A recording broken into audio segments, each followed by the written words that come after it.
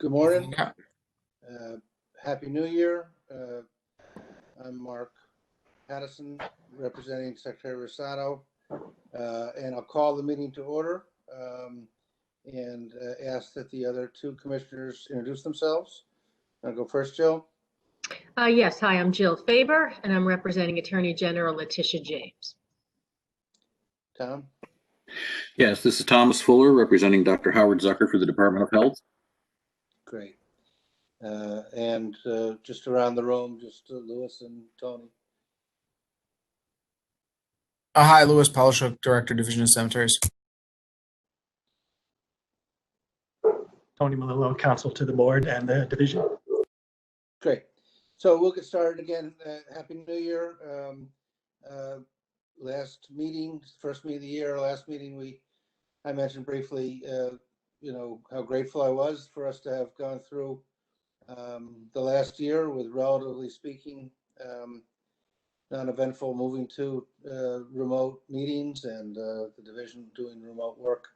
And now we move to a new year. So again, best wishes to everybody. And today is a fairly light agenda. So we'll keep moving. Let me just start out by reviewing, as I have been lately, the protocols in the new era. This meeting is recorded. That's always been true, but just to make sure everybody remembers that. People need to identify themselves when they're speaking, and that's each time, so we can have an accurate record of the conversations. We will have an opportunity for public function, both applicants, and at the end for folks to address the board. Tony will explain the rules about who has to identify themselves when they're speaking and not. I think that'll happen after we review the applications. I don't think we're going into executive session today, but if we do, we will move to executive session, and we will come back out of executive session to either report on anything that was done in executive session or adjourn the meeting. So since we've already introduced the members, I'll just go over. Tony will explain the new rules about remote meetings, public notice. We'll approve the minutes. We have a legislative and rules and regulations report, division report, vandalism report. There's no vandalism applications this month, but we have 2 applications before us. We'll review those. And again, if we have to go to executive session, we'll take a vote and then return to public session before we adjourn. So Tony, do you want to go over the now fairly common rules for allowing remote meetings and public notice? Sure. So we are operating pursuant to Governor's Executive Order 202.1, which has been renewed. Under that executive order, Article 7 of the Public Officers Law is modified to permit any public body to meet and take action without permitting in-person access to meetings, and to authorize such meetings to be held remotely by conference call or similar service, provided that the public has the ability to view or listen to such proceeding, and that such meetings are recorded and later transcribed.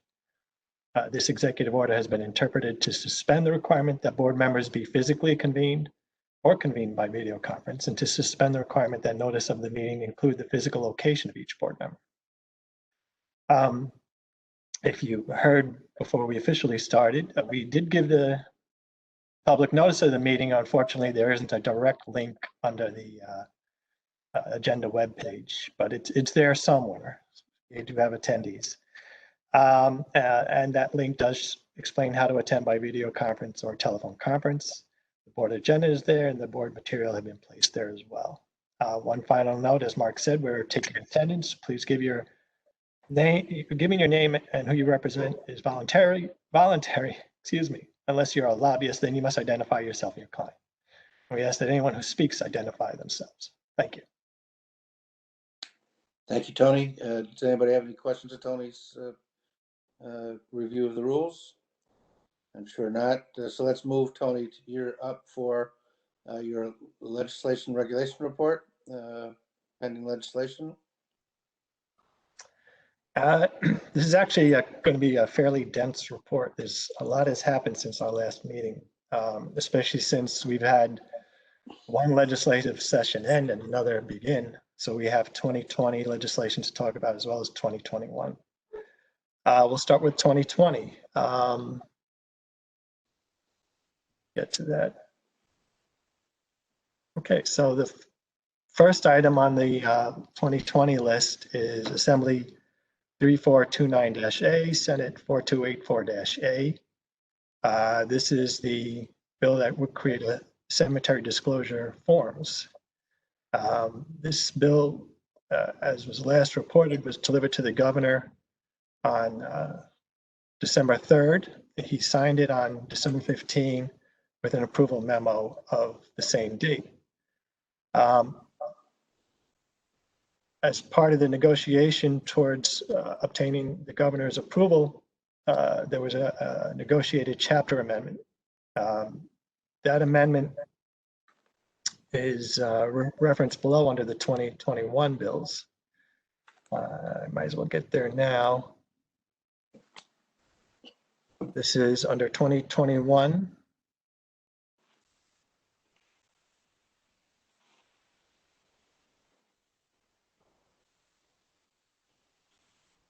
Where are you? Okay, it's number 8 on the list of the 2021 bills, Assembly 975, Senate 904. So the way this works, this bill is actually up in front of the committee today. They're going to be voting on it most likely today. Since this was negotiated in advance of the governor signing the 2020 disclosure bill, I don't expect that the chapter amendment will be changed in any way. And even though that chapter amendment will be signed after the disclosure bill was signed, they take effect the same day. And actually, the disclosure bill, I believe, takes effect immediately. No, 180 days from the date it was signed. So we have 2 minutes to comply, huh? What's that? So we have a few minutes to draft all those disclosures, huh? Yeah, I think we've lost almost 30 of the 180 days. So we've got a little bit of time. And what the chapter amendment does, it modifies the disclosure bill so that instead of one disclosure form, we can have multiple forms. They can each be on a specific topic or a group of topics, depending on what we believe is most useful to the consumer. So there are a lot of good changes that are going to happen with that chapter amendment to the disclosure bill.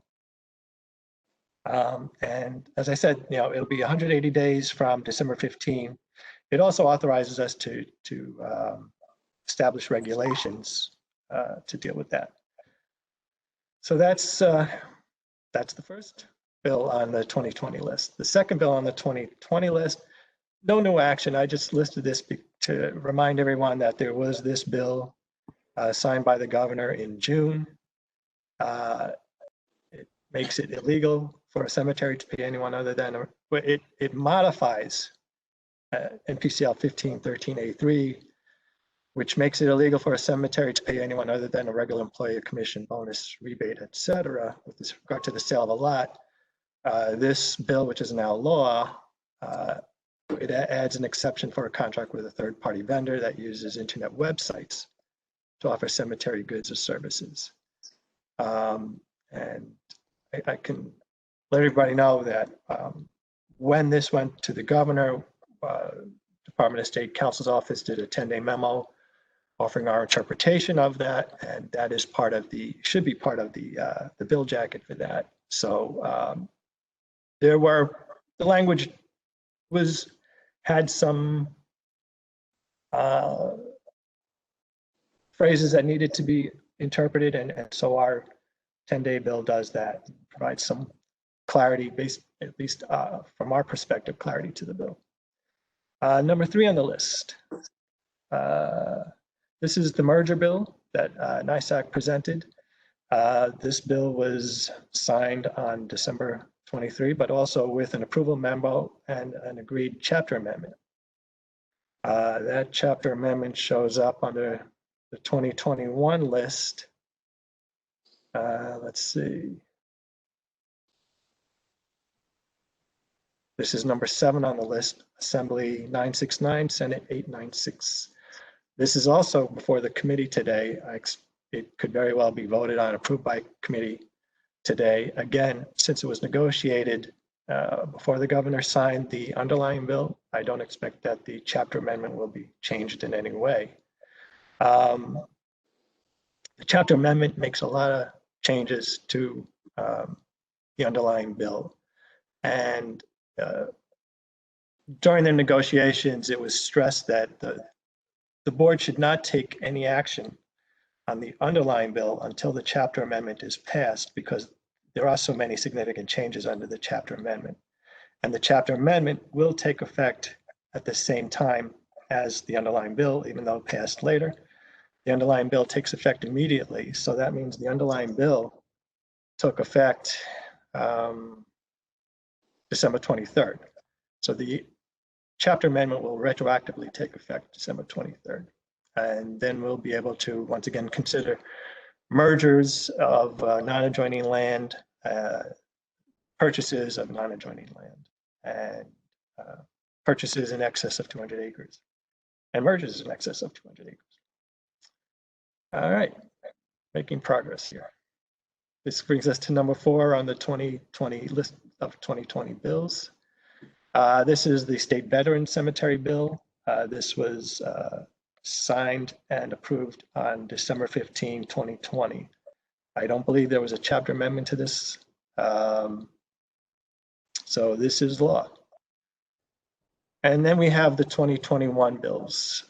Some of these are repeats from last session that didn't get passed, and they're being reintroduced. There really isn't much to say about any of those at this point. They've just been introduced and sent to committee. Really, only ones we're seeing action on are the chapter amendments so far, I believe. I think that's it, unless there are any questions. Tony, does anybody have any questions for Tony on the legislation? Yeah, I have a question. With regard to the first bill, the disclosure, cemetery disclosure form, are there any, if you know, are there any penalties, or is there enforcement contemplated when the form isn't posted? You know, what happens if there's non-compliance? Is that specified? I don't think there's an additional penalty. I mean, it would be a non-compliance, as with any other non-compliance that division finds when it does an inspection. Okay. Louis, do you have anything on that?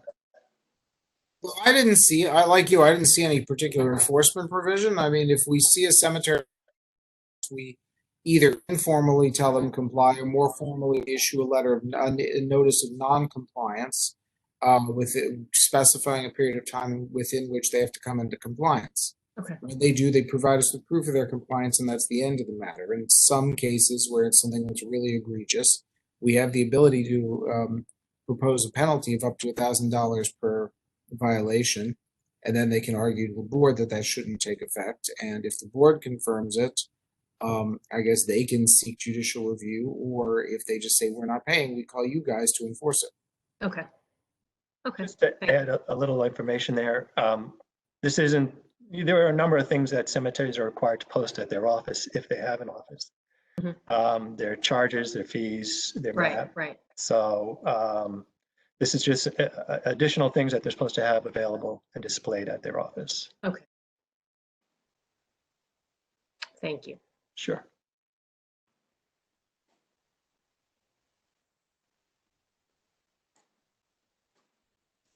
Okay, any other questions for Tony on the legislative report? Again, I would say that all of those, even though all of those represent progress and I think reflect a positive relationship with the legislature and our other advocacy groups, particularly NYSAC, in terms of making sure that the legislation is as useful as possible and that we continue to move forward. So thank you to our staff and to our partners for that. Tony, do you have any update on regulations, or do you want Lewis to talk about that? Oh, yeah. We have resolved things, we had quite a few back and forth with interested parties on the abandonment portion. We think it's close to ready to being put in front of the board for an actual vote to promulgate the regs. Hopefully next month, that vote will be able to take place. We also have draft reg, a very brief draft reg on the vandalism portion, allowing the board to approve applications where there's only one bid. And that language, I sent it individually to each board member. It pretty much codifies what we've been doing, requires the cemetery to demonstrate why it's only coming up with one bid. It requires division to demonstrate that the bid is reasonable based on looking at other bids in the same region. So I think when we present the abandonment reg for vote, we'll be able to present that for vote as well as one reg to be promulgated together. Okay, Tony, thank you. Anybody have any questions on the issue of our regulations? Again, it's good progress. This was at the directive of the governor when he vetoed a bill last year on abandonment to have us look to see what of those things we could accomplish through a regulatory review. And I think we're making good progress on that. So thank you for that. Lewis, do you have anything to add to that? On the regulations? No, not really. I'm confident that we can pretty quickly get to something that achieves the goals that the proposed legislation set out to do, and maybe even more than that, without at least some of those goals. There's certain things like receiverships and additional funding, those things that are amenable to rulemaking. I think we can do that and even more, and I think we can do that reasonably quickly. Okay. Any of the commissioners have any questions? Board members? No. Thank you. Lewis, you have your division report? Yeah, hold on. Let me just toggle to that. So I guess we should start with some good news.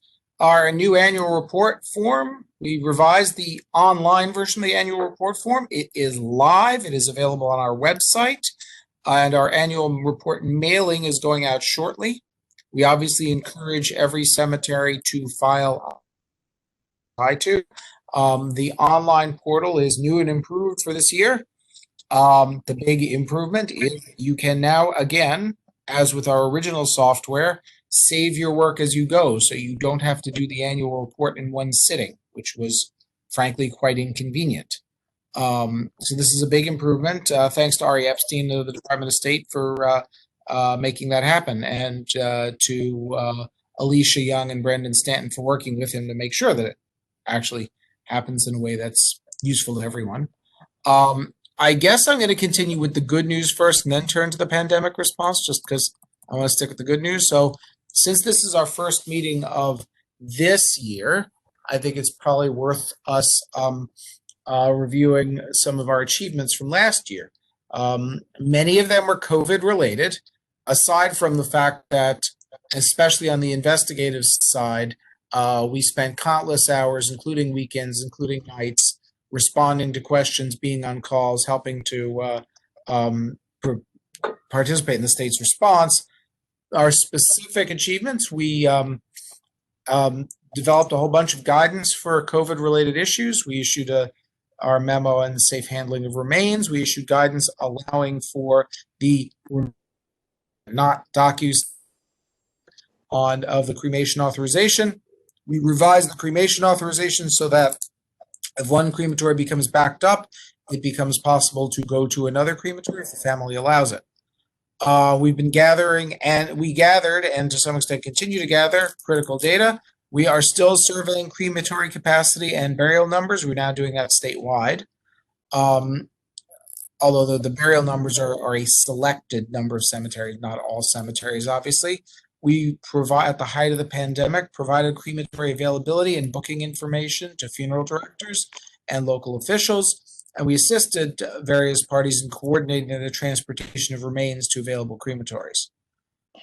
In non-COVID news, we helped prevent the abandonment of 11 cemeteries by working with board members and local officials to constitute new boards and obtain additional resources for continued operations. One of the reasons we're spending, aside from the governor's veto message, one of the reasons we're spending so much time on drafting abandonment regulations is that the prevention of abandonment, along with detection of fraud, is really our number job. Those are really our jobs 1 and 1A, and I wouldn't even say in which order they fall.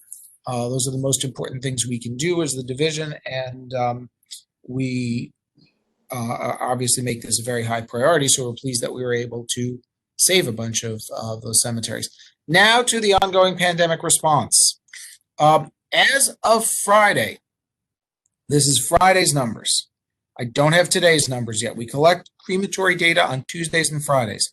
But as of Friday, the only region where you could not schedule a cremation within 2 days, in other words, you go to the crematory, your average crematory in that region, and say, what's your next available date?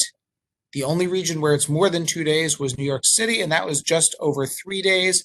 It's really almost exclusively attributed to brief interruption. One of the 3 operating New York City crematories, and also probably tied into that disruptions based on the holiday schedule. They didn't operate on New Year's. People didn't want to necessarily do cremations over the New Year's weekend. So assuming burial numbers don't grow up dramatically, we would expect that to come down just a bit. There is still excess cremation capacity in all regions of the state, although we are very close. I hesitate to put a hard number on this because we have a few moving parts here. We're very close to capacity in the Finger Lakes region. I'll come back to what I mean by capacity in a second. As of Friday, we are using about 2/3 of our capacity in Central New York, the Capital Region, the Mohawk Valley, and New York City. And in all the other regions, utilization's between about 45 and 55% of capacity. So a word about capacity. We calculated capacity of crematory. There's 2 ways you can calculate. I know I've spoken about this before, but there are 2 ways you can calculate a crematory's capacity. Just do a mathematical calculation of how many pounds per hour can be cremated in their equipment. The other is to say, how much can you realistically do in a week? We've adopted the latter approach, so it has the risks of using self-reported data, but also has the benefits of tying to what, given their human resources and state of maintenance of their machinery, hours of operation, and the realistic situation they're facing, what they can really do. So there is a certain amount of flexibility in that capacity. In other words, the Finger Lakes is very close to 100%. I'm not really sure how close. I've seen data that I'm but they are pretty close to 100%, but there are no delays in cremation in the Finger Lakes. I would not be surprised if on certain days, or maybe even for a week, crematories exceed their capacity, because we specifically said, what's the most you can do without overtaxing your equipment? For a few days, you can go beyond that. You can't do that for several weeks. You'll destroy your equipment and lose a crematory will go down for repairs and will be in worse shape. So far we're not there yet, but it's something we're keeping a very close eye on. In terms of cemetery delays, the simple answer is there realistically are no systemic delays in getting burials. We survey only a small selection of cemeteries. We have 1,700 cemeteries in the state, but of that small selection, almost all of them are able to do a burial in 1 or 2 days. Nowhere have we, in the ones we've seen, have we seen a delay of more than 3 days in scheduling a burial. If anybody experiences a delay of more than 3 days in scheduling a burial or cremation, they should give us a call. and we can find out what the problem is and maybe help to resolve it. I'm going to defer to Alicia on reporting our quarterly totals and on the vandalism report, but that's all I had on this piece of it. All right, thank you, Louis. Anybody have any questions of Louis on his report? Again, I would applaud the division for their successful efforts to keep the work going despite the pandemic. We moved virtually to virtual work, and again, continue to serve our constituencies. And to my knowledge, nobody on the staff or anywhere got sick. There's a bit of accomplishment there. So difficult times, but continuing to meet the needs of the cemetery community. So thank you to all of the division staff and to the cemeteries for their work in that. Any other things? Alicia, do you want to talk about the quarterly report and the vandalism report? Sure. So the quarterly delegated duties report, final fourth quarter. The delegated duties that we routinely review are rate applications and rules and regulations. We received a total of 241 rate applications for the year, and as of last week when I ran this report, we had processed 210.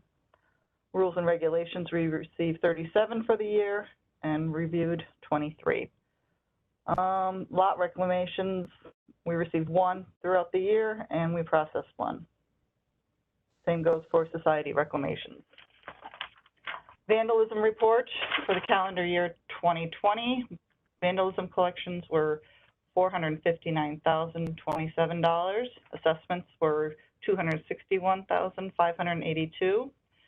For the fiscal year starting April 1st, 2020, vandalism funds collected were $74,715 and assessments were $44,750. Of the $2 million 2020-21 appropriation, $75,158,000.73 was paid in outstanding vouchers for applications that were approved in the 2018-19 fiscal year. $304,447.28 was paid on vouchers approved or applications approved in 2019-20 fiscal year, and $167,960.88 was paid on applications approved this year. There remains $481,643.59 of funds committed for prior years and $343,053.62 committed for applications approved in the current fiscal year, leaving $626,180.90 available for future applications. There are 11 applications in the pipeline for approval, totaling $579,619.18. Applications granted in fiscal year ended 3/31/2021. 16 restoration applications and 1 abandonment application. We've received 1,422 annual reports for the calendar year 2019, of which 27% were filed online. And that's that. Any questions? Thank you, Alicia. Does anybody have any questions for Alicia on the vandalism fund? All right, and we have no applications before us today. We anticipate having, just so you know, we anticipate having a whole lot of applications next month. Okay. Great. So now we have 2 applications for board review. The first is Forest Lawn retort replacement. I don't have the figures in the agenda, so if whoever's presenting can review the application and the figures. Mike, you want to do it or you want me to? You can go ahead if you'd like. Then I gotta call it up. Give me a sec. Forest Lawn Cemetery in Buffalo City Cemetery, aka Forest Lawn Cemetery, aka the Forest Lawn Group, is coming in to replace two of their retorts. They have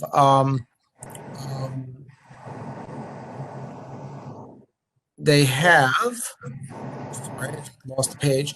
They have two. They have one facultative retort already, and they're running, which replaced two other previous retorts. We approved that a couple of years ago. They're now running. We're getting a lot of background noise. It looks like somebody's driving, which is usually Somebody should me. mute. Yes, please. If Darth Vader is in the background where you are, please mute. Thank you. Thank you. Forest Lawn replaced two of their retorts with a facultative retort a couple of years ago. They're now seeking to replace the remaining two retorts with the facultative retort with facultative technology. The facultative retorts have a couple of advantages over conventional retorts. The main one is they burn much cleaner, and can handle both obese cases and crash bags, i.e. remains pouches, which have been an issue during the pandemic, without producing smoke conditions. Say that there are concerned citizens in Erie County who are very vigilant to ensure that crematories are in compliance with all environmental regulations. And as a result, there are more complaints to DEC about smoke conditions at Erie County crematories than anywhere else in the state. Buffalo City Cemetery, aka Forest Lawn, got cited for a violation for a smoke condition. And as part of the discussions with DEC as to how to avoid this in the future, they proposed replacing these two retorts. Now, these are fairly expensive retorts. They cost probably twice what a comparable Matthews unit, well, comparable is the wrong word. They cost twice what an average Matthews unit would cost, maybe a little more, but no, about twice. But they are much cleaner and are not going to produce these problems in the future. And they're inclined to go ahead and put them in. We obviously think it's, given that they have the money, we think it's a good idea for the cemetery to be more environmentally friendly with its operations. And we're supporting the application. A couple other things I'll note is with their current retorts, the volume they're doing of over 4,000 cases a year is really pushing the limits, if not exceeding the limits of what that equipment really should be doing. They're really running those into the ground at that volume. So having higher volume machines, we think, and the cemetery thinks, makes sense, not necessarily because of any or not just because of any anticipated, but just to keep up.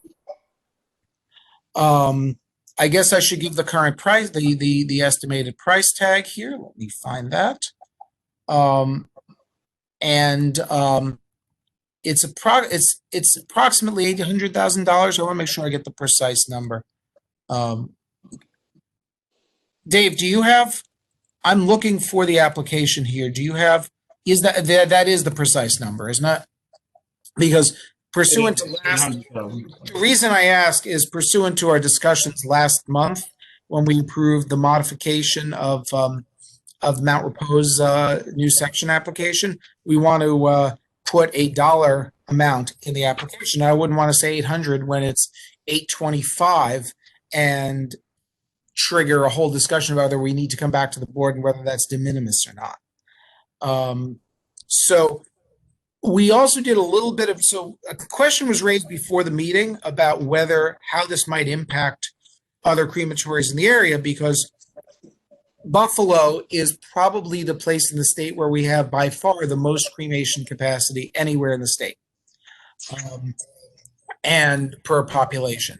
And so because of that, we asked the cemetery-based crematories in Erie County, Mount Calvary, and Elm Lawn, whether they had any concerns that an increase in Forest Lawn's capacity would cost them, would come at their expense. Both cemeteries indicated that they would anticipate that regardless of this change, the directors who use cemeteries that they use right now would keep on using those cemeteries, and there wouldn't really, they didn't anticipate losing business because of this. And in fact, Mount Calvary said, we're considering doing the same thing and putting in facultative retorts because for the same reasons Buffalo City Cemetery is considering it, aside from the has not as of yet by DEC, at least not recently. That's all I had on this one. Okay. Oh, sorry. I should make clear. They have to open up the roof of the building, so there might be local permitting involved. So our recommendation is, of course, contingent on them receiving all local permits, and even more, of course, contingent on receiving before they start using them, not necessarily before they put them in. Contingent on receiving DEC approval.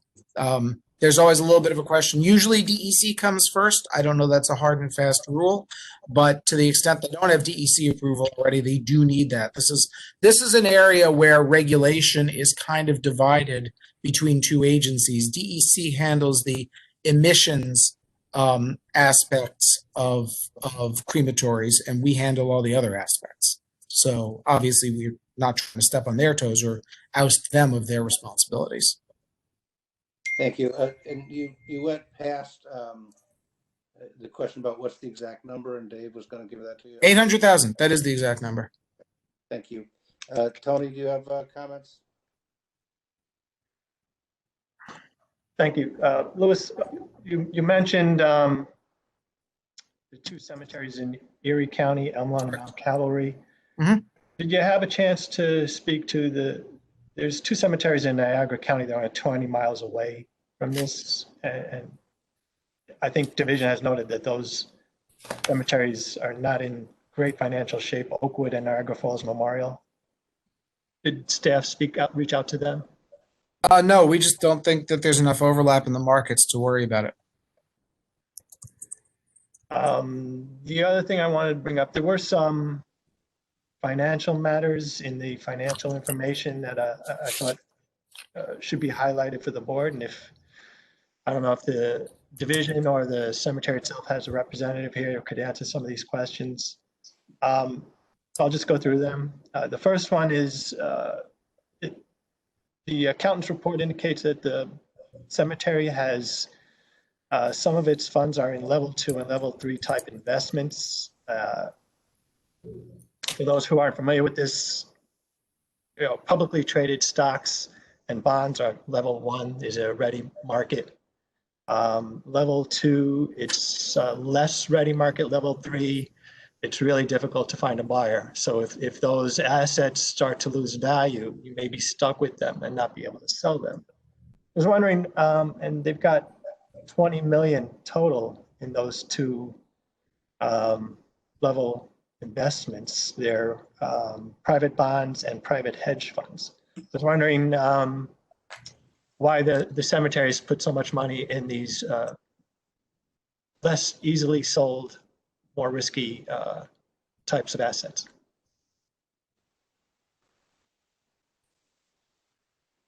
I mean, the only response I have is that from our review of their financials, the cemetery has successfully managed and grown its funds.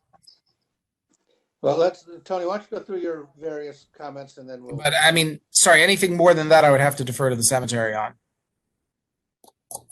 I really want to understand another item that popped up in the account report.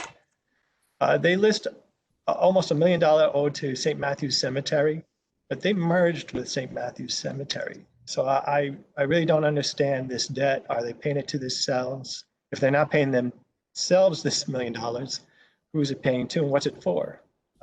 Is there any information on that? Do you want to take them one at a time, Tony, or do you want to just list your comments and then let the representative or the cemetery responder? I think it gets confusing, Mark, if we All do right, that, just So because. fine. So we'll pause now. Are there other investment things, so we can do all those at once? Investment and debt is the two you raised. Yeah, those are the investment issues, yes. Okay, so is there someone from the cemetery who would like to respond, or a representative? Sure. This is David Fleming representing the Forest Lawn Group. Mr. Malillo points out the accountant's report, which is done pursuant to GAAP regulations and, standard practices of accounting. And I would suggest that the GAAP analysis is a conservative analysis based on the auditor's position. And while it's conservative in our view, the independence of the auditors have to be accepted. And I think what's important to also note is that these investments are supervised and managed by a specific investment committee made up of quite a significant group of folks from the Buffalo community with finance, nonprofit, and legal backgrounds who come up with strategies and meet with their investment professionals who put them in this position. And I would note, in particular, in the financials that the board has in front of them that covers the period of this application, those funds grew from $38.8 million to $44.3 million. I believe that the cemetery's investment committee and board meets multiple times during the month, much more than many other organizations, and they keep a very close eye on their investments. And certainly their income shows that the operations are good. They went from 8.2 under the purview of this application to $11.3 million in sales. So the cemetery is in good financial shape. Their investments are followed quite closely. And an independent GAAP review of investments is going to classify the investments based on what their position is, not on what the cemetery's position is. But again, they do closely monitor those allocations. As far as the St. Matthews transaction is concerned, it was not a merger. It was an acquisition of the cemetery that was an independent religious cemetery. And as part of that approval, which was a cemetery board approval, AG approval, and involved the Supreme Court, Forest Lawn had to prepay a total return payback and retire early a loan on the community mausoleum, as well as part of that package, an approved purchase of a related property. And that acquisition was done in a structured approval, which is just 4% simple interest over 20 years. Forest Lawn is, as you can see from the financials, is followed all that prepayment and is completely on schedule for that completed payback. Thank you, David. Yeah, I was wondering if the board had a committee that handled its investments. I'm glad to hear that. Another question I have is on the, I don't think I've seen this before on an application from Forest Lawn, Buffalo City, that there is a Forest Lawn Heritage Foundation. And the accountant report indicates that the board of the cemetery is the sole member of the foundation. I was wondering if that's true, and what funds the foundation? Does the cemetery fund the foundation? Does it raise its own funds? What's the relationship? Yeah, that's a great question. So a lot of the larger cemeteries create foundations, and one of those issues that you would understand, Tony, from past applications, that cemeteries being 501c13s really don't have the ability to qualify for loans, or excuse me, not loans, grants and other public offerings for investment in nonprofits because of their C13 classification, not being a 501c3. So many cemeteries, larger cemeteries, create these 501c3s. And their sole purpose is to raise money to benefit the operations, essentially the greater scope of operations of the cemetery. So in this case, it's involved architectural projects at the cemetery that the 501c3 has raised money for. The Frank Lloyd Wright building is an excellent example. And one of the big community outreach programs at Forest Lawn that has been funded by the 501c3 is the nationally known Heritage Center, which is a genealogical and research facility that is located on the grounds of Forest Lawn. It's quite an impressive operation if you've ever been there, and they help to raise money to staff a lot of records from early Buffalo that relate directly to the permanent residents of Forest Lawn Cemetery. I can personally attest to being in the building and to having the Frank Lloyd Wright tour as a bonus. So, And the one thing I'll add is that before my time, we had where the Friends of group, which is the old name for these groups, they now tend to call themselves Conservancy or Heritage Trust or something like that, had a board that was very distinct from that of the cemetery, and the two of them started pulling in different directions, and it created a lot of problems for the cemetery because they were unable, the money that was really being raised for the cemetery ended up going, I'm not saying anything was improperly diverted, but when it ended up going to different priorities, from priorities that differed from those of the cemetery. So where there is such a circumstance, from my perspective, caring mostly about the cemetery side of this, I like to see substantial, if not total, overlap between the boards of the two organizations. And if I could just follow up on that, that goes back probably a couple decades where the board had raised concerns about that, split in the road for these types of organizations, and that, when they're being created, they really should be utterly and completely cemetery focused. And that's what these larger cemeteries that have these 501c3s, that's what they're doing. They're basically raising, they created a vehicle to be able to accept fundraising, deductible fundraising, as well as grants to facilitate different projects on the cemetery grounds that they otherwise wouldn't be qualified for. Great, thank you for that information, David. Mm-hmm. The last one I'll ask about is the St. Matthews Cemetery litigation. This actually was initiated by Buffalo Cemetery itself to receive non-protunct approval of moving the bodies, but a number of families joined in that litigation. My understanding is there's a conference and hearing coming up this month. Any update on what the status is? Sure, and it's one that you'd probably be familiar with, and that is the Office of Court Administration has pretty much shut down just about everything unless it's online. While we're not representing Buffalo City Cemetery in that regard, they do have a hearing coming up. I'm not sure if that's going forward based on the backlog within the court system. But everything, just so you're aware, is currently on hold on all of those motions, literally because the court hasn't met. Okay. So and the cemetery is being represented, and the litigation is being covered by their insurance company. Great. Thank you. Those are the only questions I had, Mark. thank you, Tony. So I don't know if the board members have any other questions of the division or of the cemetery in terms of. I do have this is Tom at the Department of Health. I have a couple of questions regarding those numbers that are in that memo there. Looks like overall between 2016 and 2019, total cremations went up by about 9%, but Buffalo City went up 18%. So now I know, Lewis, you talked about Elon and Mount Calvary, that you spoke with them. They both had decreases overall during that time, 57 and 77 each. But then I see Cutler. I don't know if Cutler's a standalone or not, but It is. It is. Okay, they went down by almost 300. Yeah. Where total cremations went up, countywide by 623. But between those three crematories, they dropped 432. So what's going on with Cutler? Are they down a report, or what happened there? The short answer is I don't know. You'll note one thing that you'll note is that Sheridan Park came back online in 2018. I don't know which Amagon funeral home, which crematory Amagon funeral home was using while it was shut down.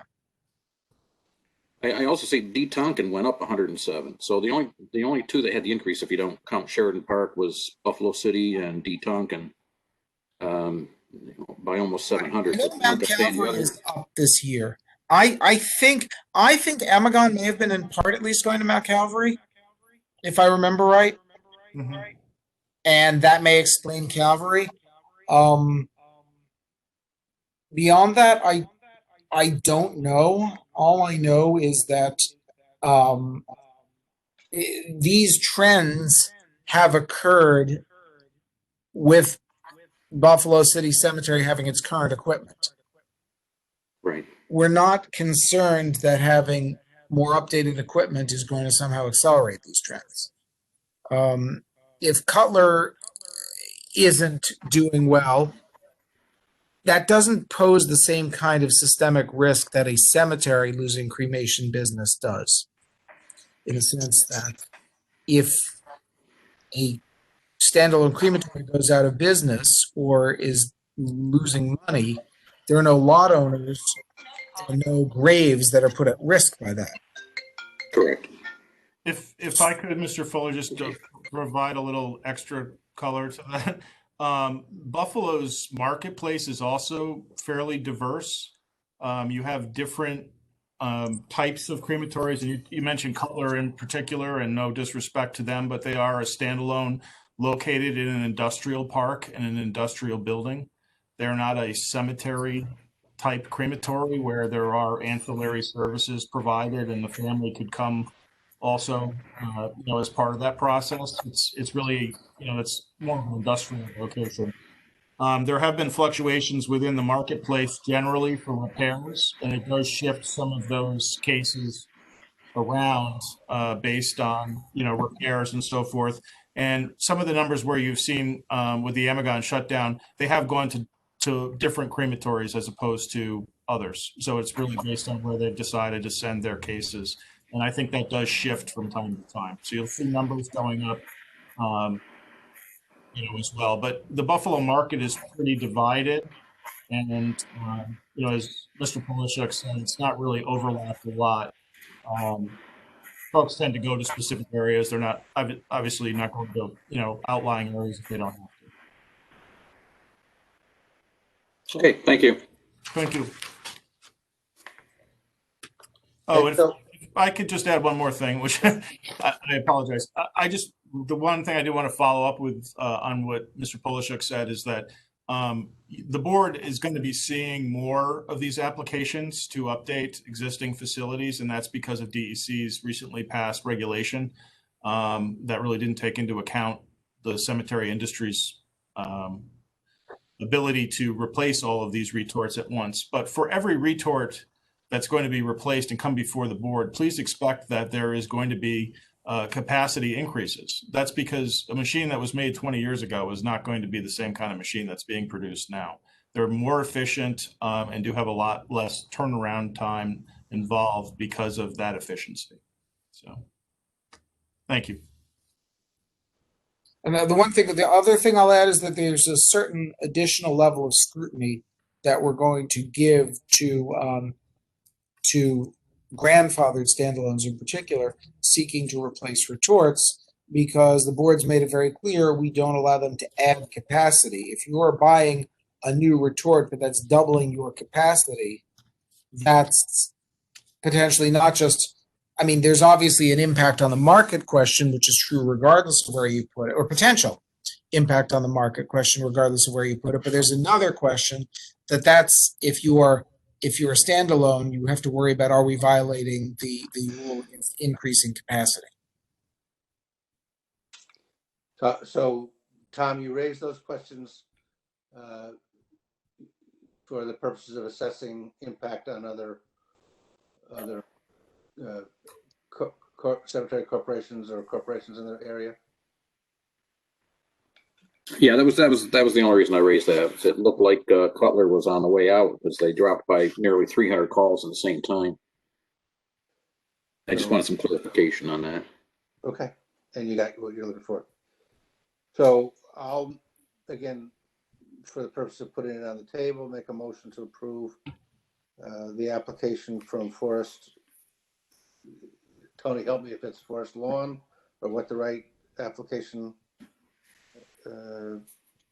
for Forest Lawn or Buffalo City Cemetery, I believe is the right name. Buffalo City Cemetery for the purchase of 2 retorts to replace existing retorts at a cost of $800,000.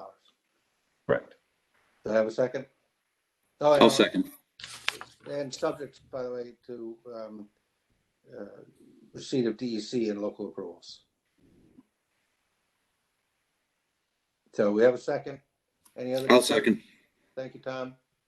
Any other discussion? All in favor? Aye. Aye. Motion Thank you. carries. The next one is a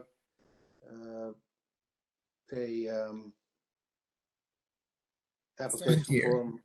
for Southern Tier Crematory, another retort replacement. Yep. So just by way of background, I'm going to let Brendan speak to the. I'll defer to Brendan. But just by way of background, Southern Tier, we were prepared to put this before the board back in November. At a pre-board meeting, we concluded that the collective wisdom is that Southern Tier was too far out of compliance with the not-for-profit corporation law, and including but not limited to the cemetery statute, to put it before the board.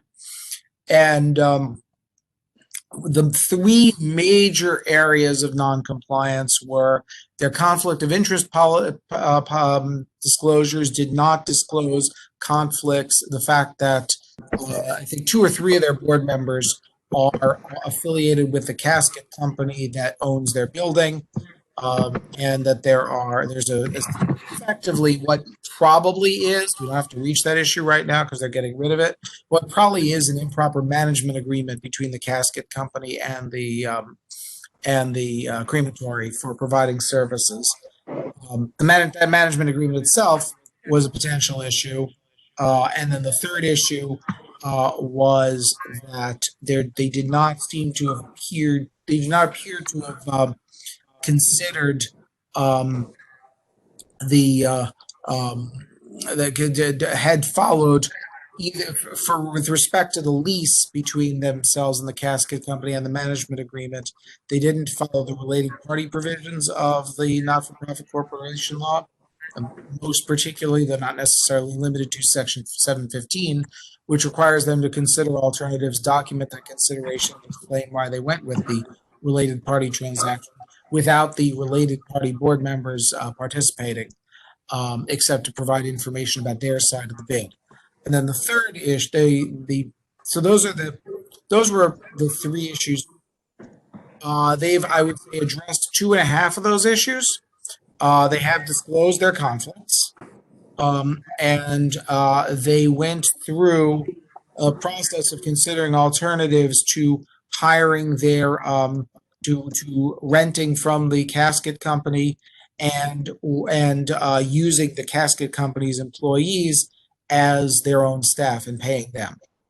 So they've gone through the related party provisions on that piece, and they've gone through and they've disclosed the conflicts. The one piece that remains unresolved is the agreement for provision of services / management agreement, whichever it may end up being, between the casket company and the crematory. We're advised that the casket company is essentially inactive at this point, other than through these provision of services to the crematory. They basically don't sell caskets anymore. The principals of the casket company intend to dissolve the corporation. They haven't yet figured out exactly who is going to own the building in which the crematory is located. So they haven't finalized exactly what the arrangement is going to be, but their proposal is that the casket company employees who provide services to the crematory will now become crematory employees. So once that's all said and done, which we anticipate will happen soon, there won't be any residual management agreement anymore, although there may be things that involve related parties and or compensation of insiders for which they have to follow the Revitalization Act. Having said all of that, we still think they need updated equipment. They're the only crematory in their area in New York State. Without this being updated, the odds are business is going to go across the border into Pennsylvania, where we can't be held responsible for things such as identification procedures. And we think that, the cost that of the retort makes sense in light of what their volume of business is there. And we are now comfortable recommending approval. Okay. Tony, do you have comments on this application? Yeah, I have a lot of concerns about the way this cemetery corporation is operated. If, what they've promised does happen, that they bring all the employees in-house, that resolves a lot of the issues. My understanding is the property will continue to be owned by a separate entity. It will never be owned by the cemetery corporation. So there'll always be a lease of property. And so the issue of whether the lease is fair and alternatives have been considered is going to stay out there. Correct. Much of the issues will disappear once everything is in-house. So the only thing I would ask in that regard is that I think it would be appropriate to have division report at some agreed upon time back to the board that these things we're anticipating be done have been done, so that we can be assured that cemetery corporation isn't just putting on a good face to get this application approved, and then once it gets approval, nothing is followed through. That's just on the general issue. On the transaction itself, so as we see with all these standalone grandfathered combinations, every penny they make is taken out. There's no capital fund, there's no setting aside funds, which is why this update of its retort has to be done by loan, because they haven't been setting aside funds. And if you look at their reports, they themselves didn't believe they could afford this loan. And so they increased their rates.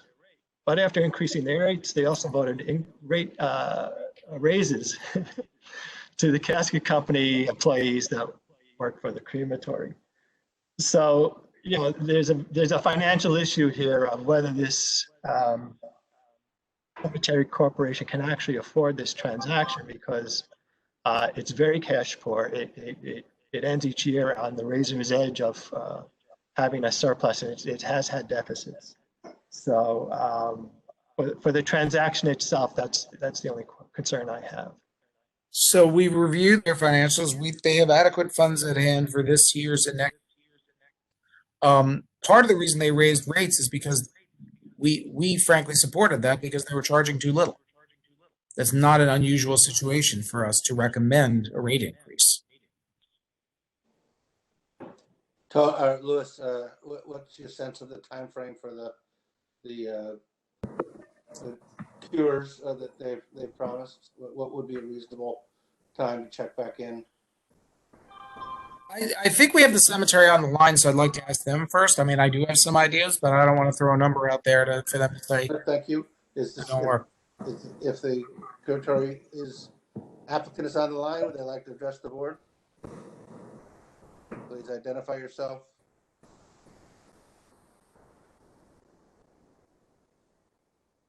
Brendan, do we have Jeff on the line? My understanding, this is Brendan Stant with the division. My understanding was that Jeff was going to be present. I didn't hear anything. He is Jeffrey present. Yes, no pun intended. I think it would be reasonable, absent hearing anything from them, to report back within, say, 90 days. Well, Louis, I can speak to this. According to what was stated in Exhibit C of the update, Right. I'm reading from that now.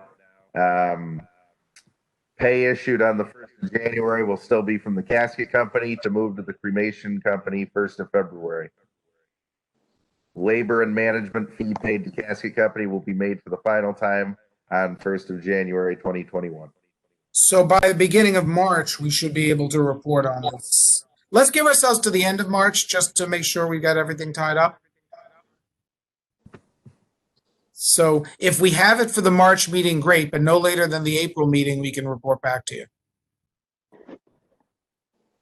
Okay, does any board members have any questions on this application?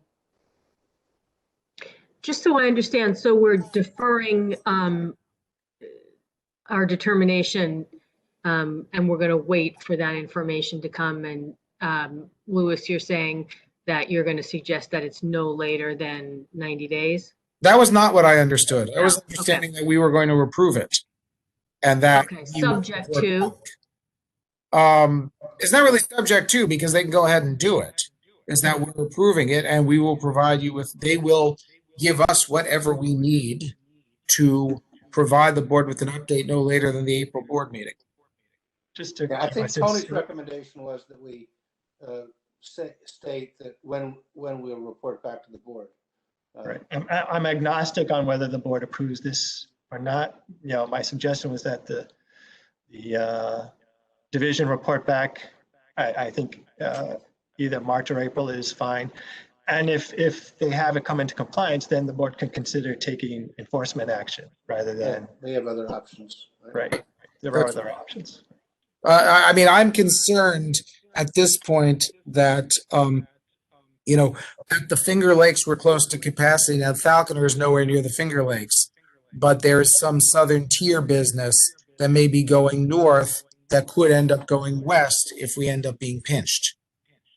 And I'd like to have, if we have a crematory that's ready, willing, and able to put in updated equipment, I would not want that to wait. So the recommendation from the division is to approve the transaction. Issues have been raised by council, and we have a suggestion that the division follow up with that and make sure that they happen, report back to the board within 90 days, and if not, consider taking additional enforcement actions to get them into compliance. Jill, does that answer your question, or? It does. It does. I just, want to make sure that what happens is that the division does report back to the board Yes. in that time frame, so that we can be sure of that we've gotten the information and then, review the information.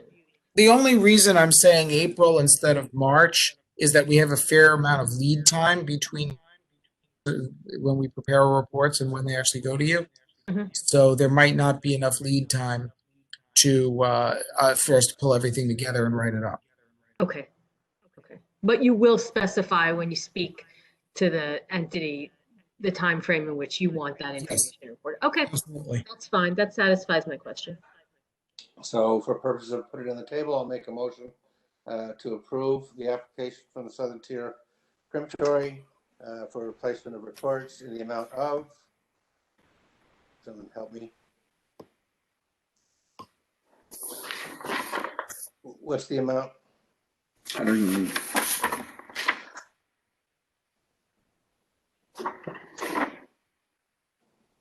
$152,822.05. Sorry, Mark, I didn't realize you were asking me. I was asking somebody. So thank you, but Tom filled in of $152,000 were the changes, and that the division follow up with the cemetery and report back to the board as to their compliance within 90 days. Do I have a second? Second. I should note that this should be subject to any local approvals, although frankly, I don't think they need any. Okay. And DEC approval, which they do need. I don't know if they have it yet. Okay. They probably do. I'll modify my motion to include subject to DEC and other local approvals. Okay, so any other discussion? All in favor? Aye. Aye. Opposed, motion carries. Okay, so I think we're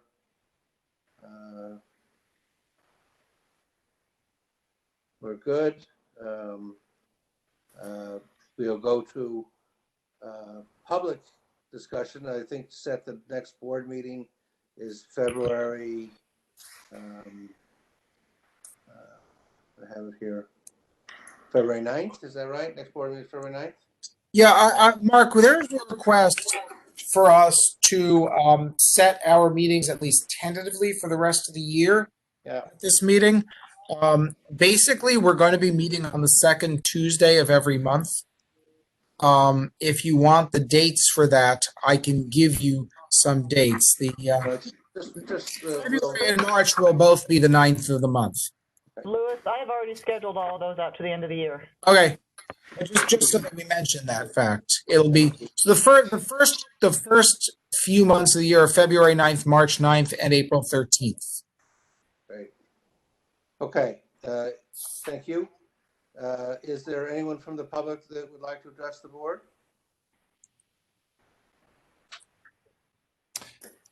David Fleming from the New York State Association of Cemeteries, if I may. Yeah.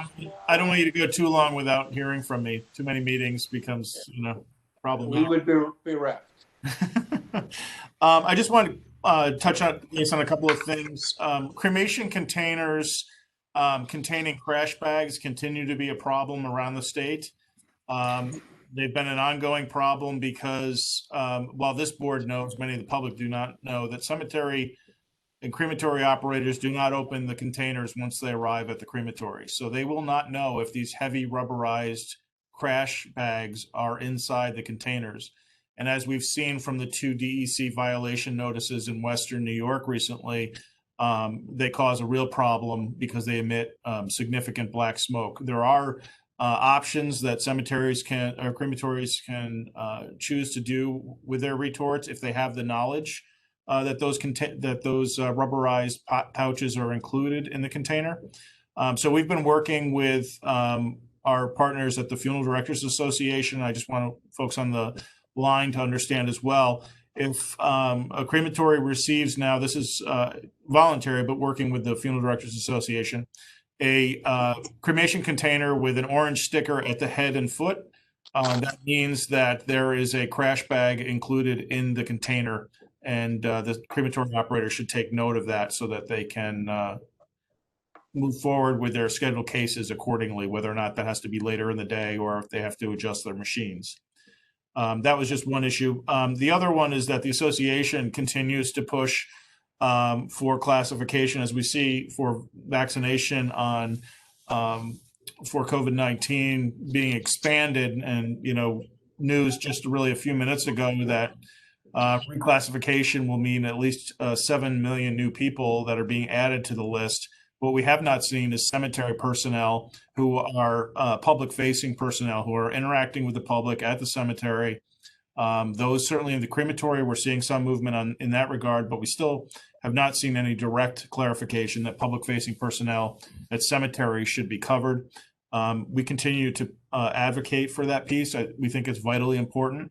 As we saw in the first wave, if the system breaks down, we will have bodies building up like we did the first time, and we'll be in a situation that California is in right now, where they're not able to keep up with the bodies. And I think it's extremely important. These are, while they are what some people have called last line workers, they're the critical component of the death care system.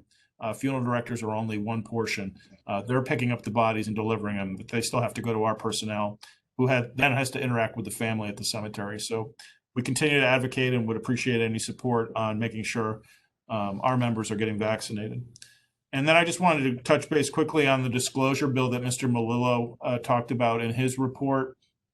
We are pleased, as he talked about a number of the changes that are going to be in the chapter amendment. One of the things that I think is vitally important for our members to know and for the public to be aware is that the bill language in the chapter amendment includes the ability of cemeteries to provide a QR code in place of providing a whole packet of disclosures, and they can post those QR codes as well. And anyone who's been dealing with going out in this pandemic and you're trying to not pass papers back and forth, just being able to put your camera up on your phone to get all those disclosures being downloaded, I think is something that the public not only wants, but I think it's more efficient and safe in this current environment. And I think it will be going forward.